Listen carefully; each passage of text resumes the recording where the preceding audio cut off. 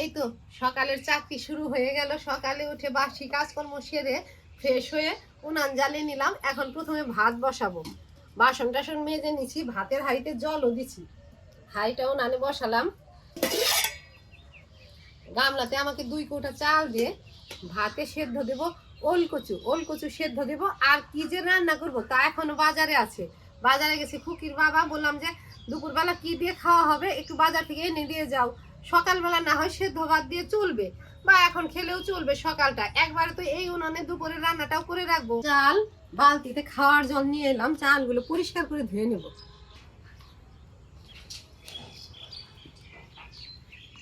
আমাদের কলের জলে আয়রন, ওই টাইম কলের খাওয়ার জল দিয়ে চালগুলো ধুয়ে নেব।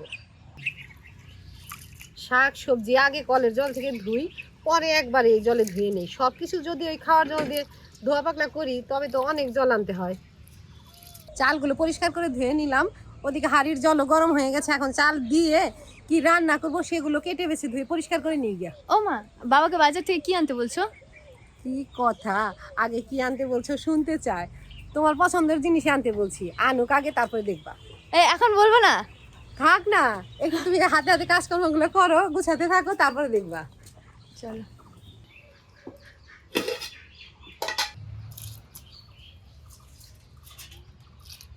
এই কচুটা ভাতে সেদ্ধ দিব। সেদ্ধ দেওয়ার পরে বের করে, ভাত থেকে বের করে লঙ্কা রসুন কালো জিরে একটু ভেজে নেব। তেল দিয়ে ভাজবো না, এমনি এমনি ভেজে নেব। আর ওগুলো বেটে তারপরে এই কচু বাটার সাথে একদম মিশিয়ে বাটা করব। এটা খেতে যা ভালো লাগে, বিশেষ করে আমাদের কাছে তো খুবই ভালো লাগে।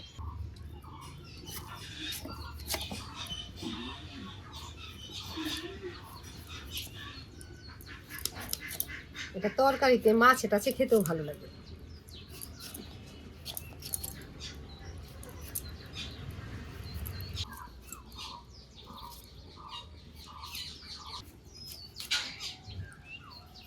বাজারে এসে গেছে, দাও।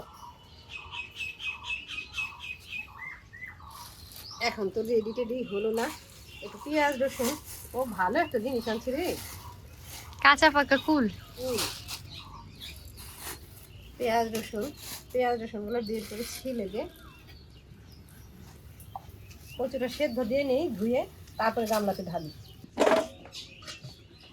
ভাত উতাল এসে গেছে, এখন পরিষ্কার করে ধুয়ে সেদ্ধ দিয়ে দিই। যতটুকু পেঁয়াজ রসুন লাগবে একবারে এখান থেকে বের করে দিই। রসুন তো কুচু বাটাতেও লাগবে। এত পেঁয়াজ লাগবে? লাগবে, ব্যাগে থেকে তো এখনো ঢালি নাই পেঁয়াজ, ঢালি ওতে পেঁয়াজ লাগবে। চিকেন দেখি আগে, চল একবার বাইরে গিয়ে ধুয়ে নিয়ে আসি, আর ঢেলে একবার পরিষ্কার করে ধুয়ে নিয়ে আসি, আর এই কচুর ছোকলাগুলো ফেলে দিয়ে আসি। এখন গামলাতে ঢেলে দেখি চিকেন মাটন নাকি মাছ। মাছ তো না, মাছ তো বোঝা কেন? যাচ্ছে। ও বোঝা যাবে না, যদি কেটে আনে মাছ বোঝা যাবে না? না, ও খাসির মাংস আনছে। সোনার মুখে কি হাসি পড়ছে গো খাসির মাংস দেখে।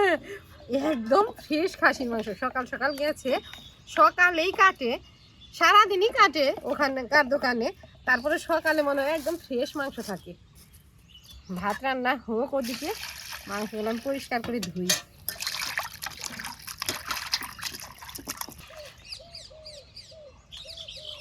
আমি বলছি হাফ কেজি মাংস আনতে, মনে হয় তোর বাবা কি করে, ওই যে 500 টাকা নিয়ে আসে। আজকে মনে হয় তাই আছে, আমাকেই বলবে যে ওই হাফ কেজি আনছি, তা আমি হাতে নিয়ে বুঝতে পারছি না।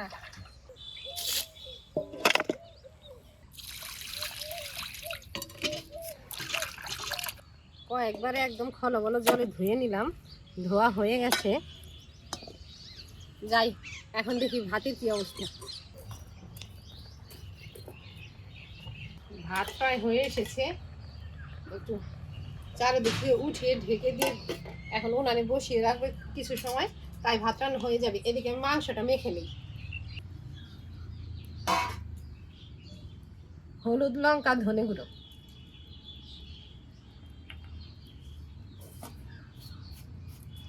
স্বাদ মতো নুন দেব, নুন,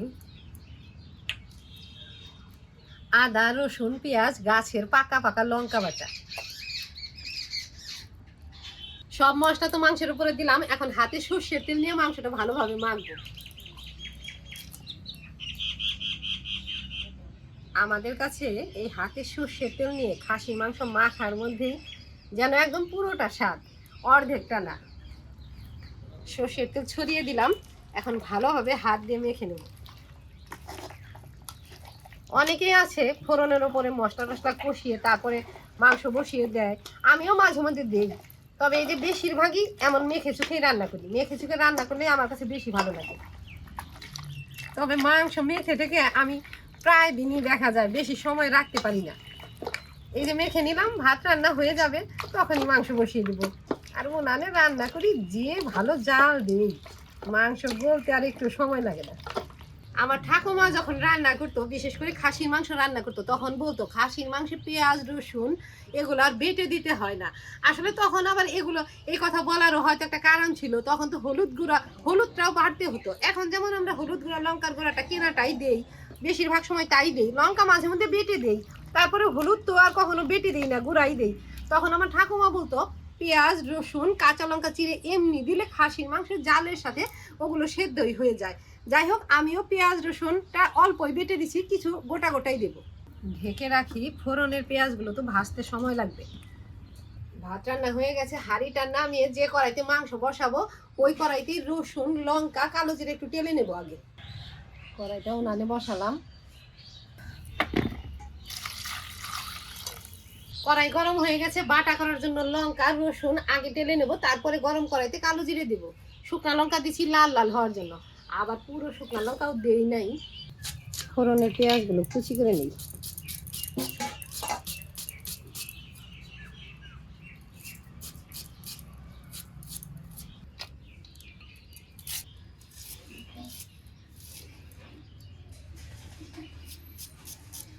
সবটুকু পেঁয়াজি কুচি করব, অল্প ফোড়নে দেব আর অল্পটুকু এমনি দেব।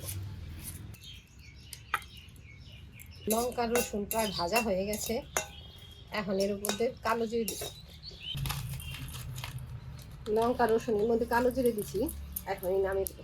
এই কড়াইতে মাংস বসাবো। আলু টালু দিলে অবশ্যই একটু ঝোলে টোলে মানে বোঝাই হয়ে যাবে, তাহলে কি হবে সকালবেলায় তো কষা 2-4 টুকরা ওখান থেকে উঠে যাবে, আবার কমেও যাবে। কড়াইতে সর্ষের তেল দিলাম ফোড়নের, বেশি দেবো না। সর্ষের তেল দিয়ে তো মাংস মাখছি, একটু বেশি করে তেল দিয়েই মাখছি। তেজপাতা শুকনা লঙ্কা গোটা জিরেও দিয়ে দিই, একটু নেড়ে চেড়ে নিয়ে এর উপরে পেঁয়াজ কুচি দেব। পেঁয়াজের সাথে সাথে ভাজা হয়ে যাবে। ওটুকু দিবা না? এটুকু দেবো না, এটুকু এমনি এমনি দেবো।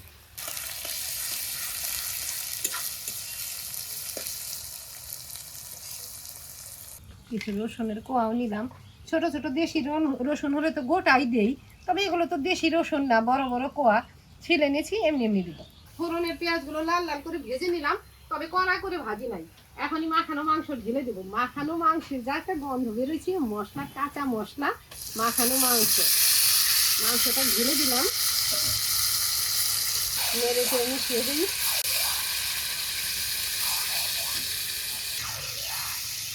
এখন আর মশলা ধোয়া টোয়া জল দেবো না, এমনি তেলের মধ্যে নেড়ে চেড়ে ভাজা ভাজা করবো, একটু পরে গামলা ধুয়ে জল টল দেবো। তেলের সাথে নেড়ে চেড়ে দিলাম, অল্প ঢেকে দেই, তারপরে আবার ঢাকা খুলে নেড়ে চেড়ে অল্প জল দিয়ে কষিয়ে নেব। খাসির মাংস তো অনেকক্ষণ সময় ধরে এমনিতেই কষাতে হয়, তার উপরে আবার কষানো মাংস খাওয়া আছে, ওটা আরও ভালোভাবে কষিয়ে নিতে হবে যাতে গলা গলা হয়ে যায়, নাহলে তো আর কষানো মাংস খাওয়া যাবে না। যদিও খাসির মাংস অনেকে নরম নরম পছন্দ করে, তবে খাসির মাংস একটু শক্ত শক্তই বেশি ভালো লাগে। পাটাটা এখানে পাতলাম, ওই যে কচুটা মাখবো। কচু তো এমনিতেই গলে গেছে, তার আগে রসুন কালো জিরে ওগুলো বাটবো। সব কিছু এনে রাখলাম, মাংসটা নেড়ে চেড়ে অল্প জল দিয়ে কষাতে বসিয়ে দিয়ে আসি। গামলাতে একটু জল দিলাম,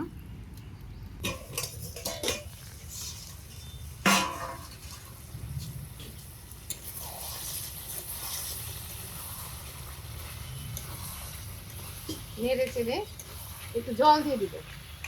জল দেওয়ার আগে টমেটো দেবো, গোটা রসুন পেঁয়াজ ওগুলো দেবো। পেঁয়াজ কুচি রসুনের পর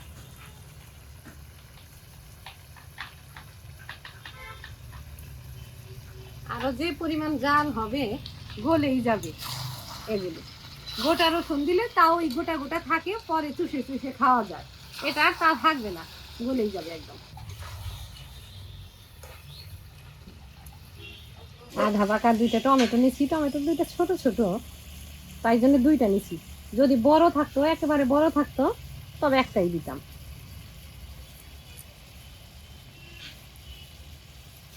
এগুলো দিলাম।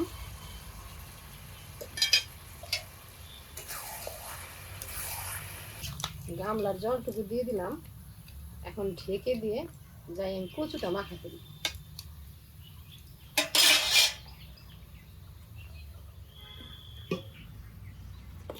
সেদ্ধ হতে থাক, কচু মাখা করে নেই। এখান থেকে কষা মাংস তুলে দিব, খুকি কচু বাটা আর কষা মাংস দিয়ে খেয়ে নেবে। পাটাতে সব কিছু ঢেলে নিলাম। এখন ওপরে লবণ দিয়ে মেখে নেব, বেটে নেব। মাখবো তো পরে কচু বের করে। বাটার সময় এটার মধ্যে একটু জল দেব না, ওই রসুনের যে একটা নরম নরম ভাব আছে ওটা দিয়ে বাটা হয়ে যাবে। আর কাঁচা লঙ্কা বাটতে তো জল লাগেই না।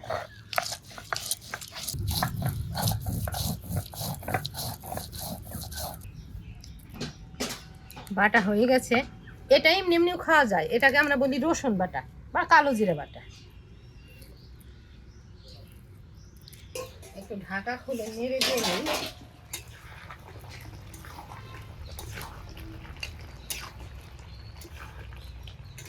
নেড়ে চেড়ে আবারও ঢাকা দেব।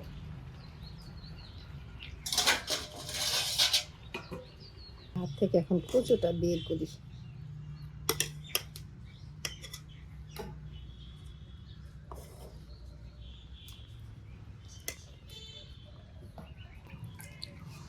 এখন ভাত বেছে বেছে মাখবো। কেউ কেউ আবার বলে ভাতে কচু সেদ্ধ দিলে ভাত কালো হয়, তবে যে কোনো সেদ্ধ করে আবার ভাতে দিলে বেশি ভালো লাগে। কেউ কেউ আবার আলাদাও সেদ্ধ করে নেয়। ভাত তো কালো হয় না। ভাত কালো হয় না, তবে একটু কালচে একটু হয়। আর নিজেরাই খাবো, এটা তো আর নিমন্ত্রণের খাওয়া না যে একদম ফ্রেশ সাদা সাদা লাগবে। পাটাতে তো লঙ্কা রসুন কালো জিরে বেটে নিছি, তার উপরে কচু নিলাম। এখন শিল দিয়ে হয়তো মিশিয়ে টিশিয়ে বেটে নেব। বেটে অল্প বাটা তুলে রেখে অল্প ভাত নিয়ে পাটাতেই মাখবো লেবু চিপে। কেউ কেউ আমাকে ওই যে খিটকাল করে, বলে আপনি পাটাতেই মশলা বাটেন, পাটাতেই ভাত মেখে খান।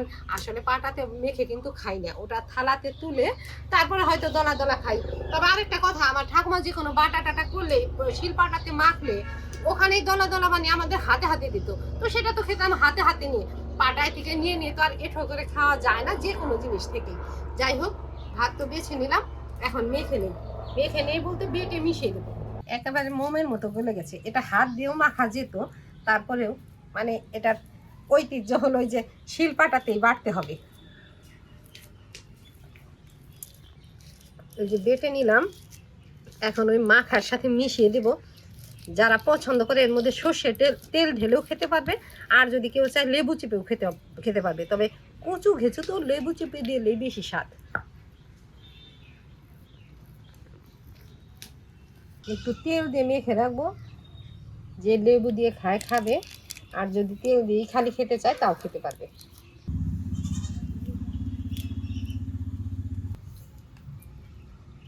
মাংস একেবারে ভালোভাবে কষানো হয়ে গেছে। যদি ঝোলে মাংস খাওয়া হতো তবে ভাজা জিরে গুঁড়ো মশলা গুঁড়োটা পরে দিতাম। যেহেতু কষানোই খাওয়া হবে, তাই ভাজা জিরে গুঁড়ো মশলা গুঁড়ো এখন দিয়ে দিব। ভাজা জিরে গুঁড়ো মশলা গুঁড়ো কয়েক টুকরা কষানো তুলে রেখে তারপরে ঝোলের জল দিব। খুকি যে থালাতে ভাত খাবি থালাটা দিয়ে ওর মধ্যে 2-3 টুকরা তুলে রাখি। দিয়ে দে বাবা, দে। এই নাও। হাড় হাড় রাখলেও অসুবিধা নাই, মানে হাড়ও গলে গেছে।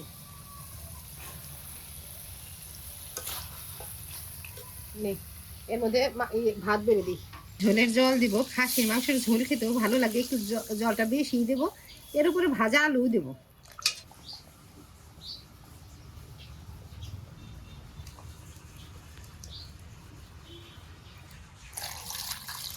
দুইটা আলু ছিলে কেটে নিচ্ছি। আলুগুলো তো ভেজে দিতে চাইছিলাম, খুকি বলে নতুন আলু এমনি এমনি দিয়ে দাও, মাংসর ঝোলে সেদ্ধ হবে আর ঝোলটাও আলুর ভিতরে ভালোভাবে ঢুকে যাবে। মাংসের ঝোলের আলু এমনি খেতেও ভালো লাগবে। আচ্ছা ঠিক আছে, ভালোই হলো। এর জন্য আমার আবার কড়াই টড়াই নামাতে হলো না, আর একটা কড়াই এনে আলুটা ভাজতে হলো না। এক কড়াই জল দিছিলাম, জল অনেকটাই শুকিয়ে গেছে, জাল হয়ে গেছে পুরোপুরি। এখন আলু দেব আর গরম উনুনে বসিয়ে রাখবো, তেমন আর জাল দিব না, তাই হয়ে যাবে। উনানে প্রচুর আঁচ আছে।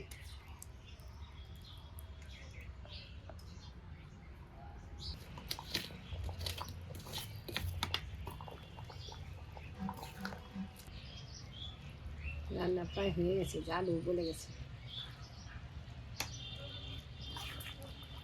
আলাদা করে আর গামলাতে ঢালবো না, খাসির মাংস তো যতবার খাওয়া হয় একটু গরম করে নিতে হয়, নইলে জমে যায়। অবশ্য আজকের মাংসটা অতটাও তেলা তেলা না। যাই হোক, আলাদা আলাদা করে গামলাতে ঢালবো না, এমনি কড়াইতে নামিয়ে দিব।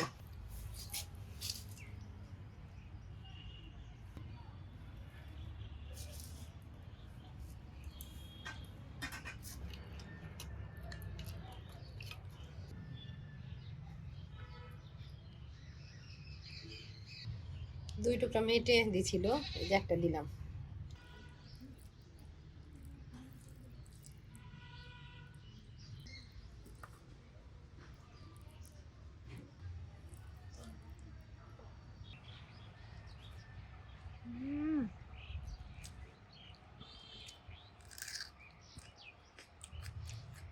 সেই স্বাদ হয়েছে, আর খাসির মাংসটা খুব নরম হয়েছে।